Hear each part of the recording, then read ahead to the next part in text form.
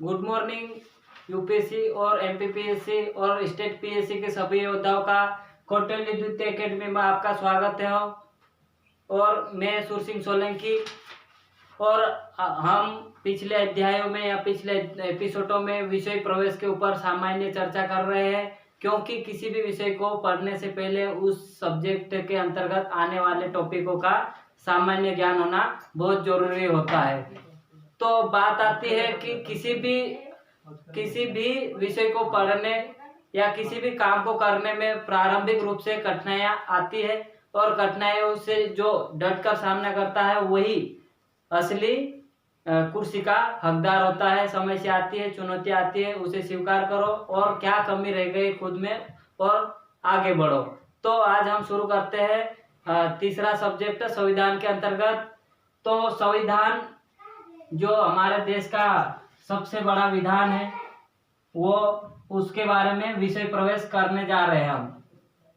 और विषय प्रवेश के अंतर्गत हम ये पढ़ेंगे कि हमारा जो संविधान है उसके अंतर्गत कौन कौन सी ऐसी व्यवस्था है जो शासन व्यवस्था में योगदान दे रही है, और किस प्रकार से हमारे भारत देश को संचालित या प्रशासन किस प्रकार से कार्य कर रहा है, उसका अध्ययन हम संविधान के अंतर्गत करेंगे। संविधान उस दस्तावेजों को कहते हैं जिसके अंतर्गत नियमों और कानूनों के माध्यम से शासन को संचालित किया जाता है। उसका लिखित जो दस्तावेज है उसे हम संविधान कहते हैं।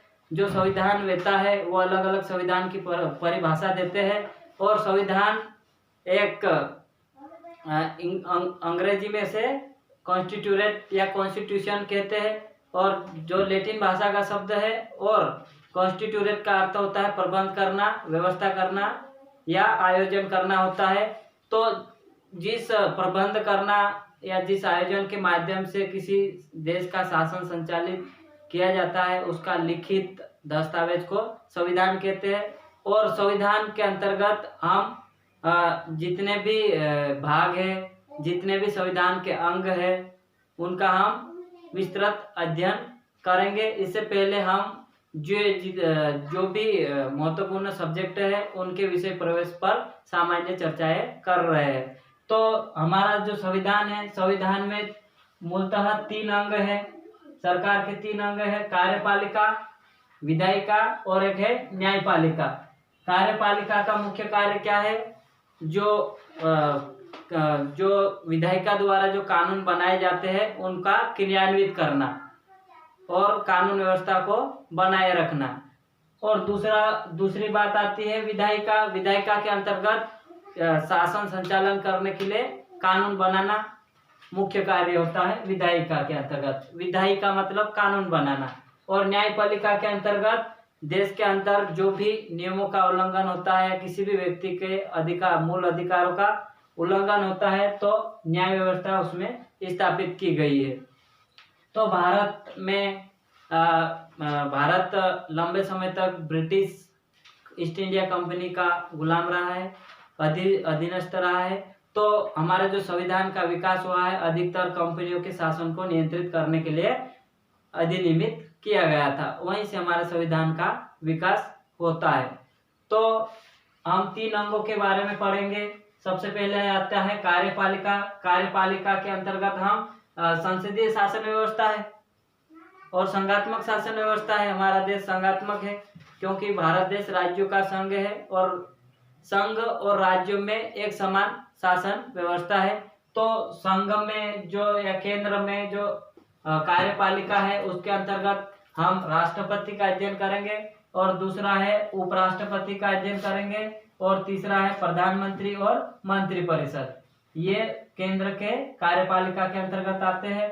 और राज्यों की जो कार्यपालिका है उनके अंतर्गत राज्यों का राज्यपाल और मंत्रिपरिषद और मुख्यमंत्री, जितने भी 28 राज्य और केंद्र शासित प्रदेश है वो इनके अंतर्गत ही कार्यपालिका का प्रशासन किया जाता है। फिर हम पढ़ेंगे विधायिका, जिसे संविधान का दूसरा अंग कहा जाता है, और इसके अंतर्गत हम केंद्र और राज्य दोनों की विधायिका के ऊपर चर्चा करेंगे। तो केंद्र की जो विधायिका है वो संसद है, और संसद किन से मिलकर बनी होती है? राष्ट्रपति, लोकसभा और राज्यसभा। और फिर जो राज्यों की जो विधायिका है उन्हें हम विधानमंडल कहते हैं। वो विधानसभा, विधान परिषद और राज्यपाल से मिलकर बनी होती है। और विधायिका का मुख्य कार्य होता है केंद्र और राज्यों में शासन करने के लिए विधान का निर्माण करना। फिर आता है न्यायपालिका। न्यायपालिका के अंतर्गत जो कार्यपालिका है, विधायिका है, उनके द्वारा जो भी शासन प्रशासन या विधान के अंतर्गत अगर किसी मौलिक अधिकारों का हनन होता है भारत के नागरिक के साथ, या किसी भी केंद्र और राज्यों के बीच संबंध से संबंधित कुछ विवाद होते हैं, तो उनका न्याय न्यायपालिका के माध्यम से किया जाता है। तो भारत में एकीकृत और स्वतंत्र न्यायपालिका है, जिसका प्रावधान हम अमेरिका से लिया गया है। और केंद्र में और राज्यों में, हमारे भारत देश में एकीकृत न्यायपालिका है। तो केंद्र में कौन होती है? सर्वोच्च न्यायालय या सुप्रीम कोर्ट, जिसका प्रावधान अनुच्छेद 124 के अंतर्गत किया गया है। और उसके अधीन, सर्वोच्च न्यायालय के अधीन राज्यों में, प्रत्येक राज्यों में एक हाई कोर्ट होगा। यह प्रावधान संविधान के अनुच्छेद 214 में किया गया है। और हाईकोर्ट के अंतर्गत जो अधीनस्थ न्यायालय है, जिला न्यायालय, और फिर सत्र न्यायालय, और सत्र न्यायालय के अंतर्गत दीवानी और फौजदारी मामले वाले न्यायालय भी होते हैं, जिनके माध्यम से हमारे पूरे देश में न्याय व्यवस्था की जाती है। अब जो हमारा संविधान है, और संविधान के अंतर्गत हम जो अध्ययन करेंगे क्रम के रूप में, उसके अंतर्गत हमारे संविधान के 3 भाग के साथ साथ हम जो संविधान है, संविधान का निर्माण, उसका विकास, जो हमारे संविधान की प्रस्तावना है वो कैसे आई, उसके अंतर्गत क्या प्रावधान है ना, जो संविधान का आईना है उसको क्या बोलते हैं? प्रस्तावना को। और प्रस्तावना के माध्यम से हम संविधान के अंतर्गत उल्लेखित व्यवस्थाएं को समझ सकते हैं, देश की जो शासन की प्रकृति है उसको समझ सकते हैं। और फिर जो हमारे संविधान में भागों में बांटा गया है, और भागों में भी 22 भाग मूलतः है, 8 अनुसूचियां है और 395 अनुच्छेद है।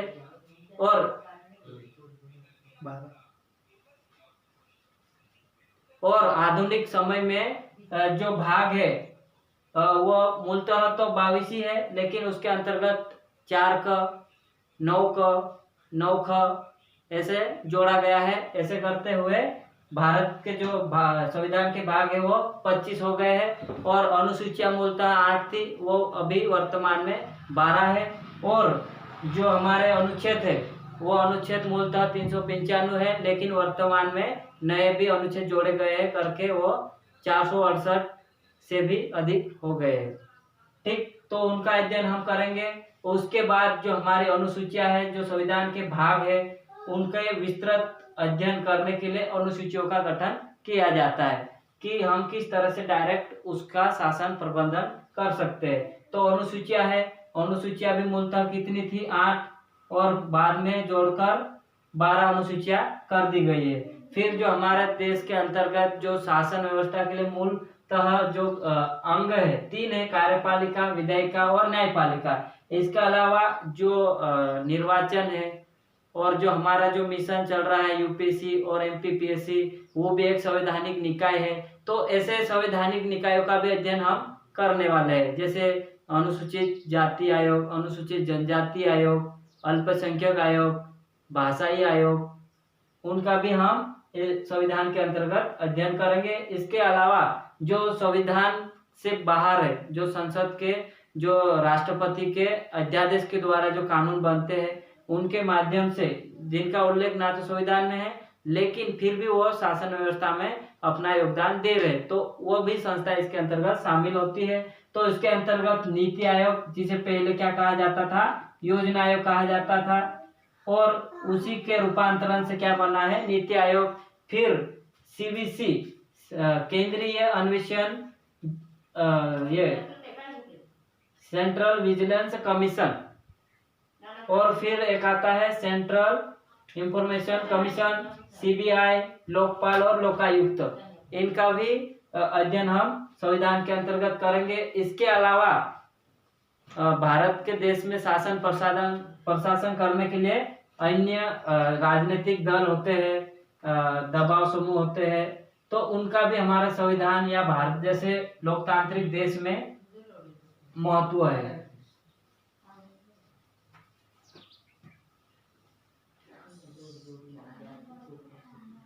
राजनीतिक गतिशीलता,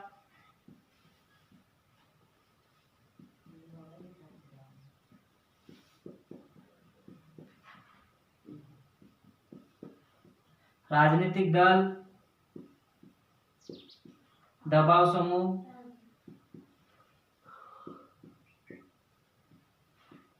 और निर्वाचन, फिर मतदान और मतदान से संबंधित मतदाताओं के व्यवहार और चुनाव कानून और चुनाव कानून में सुधार